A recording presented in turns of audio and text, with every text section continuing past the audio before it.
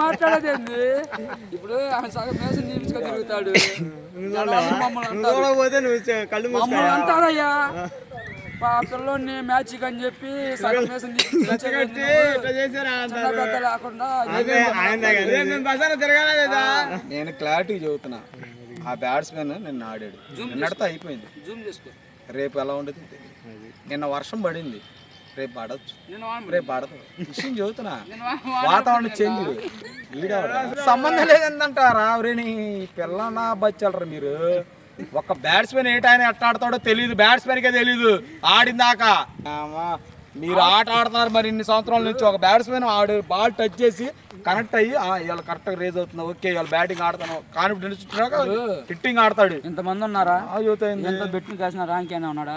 ఆయన కొట్టలేడు, నిన్ను కొడతాడన్న అంటే దాని అర్థమైంది. నువ్వు చెప్పా మెన్నయ్యగా వీడియో చేస్తున్నావుగా అనిల్ కుమార్ గారు.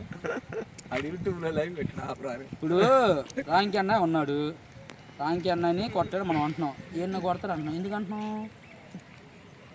నువ్వు చెప్పులే పైనుంచి వాన పడాలి, బాంబు పేలవాలని కాదు.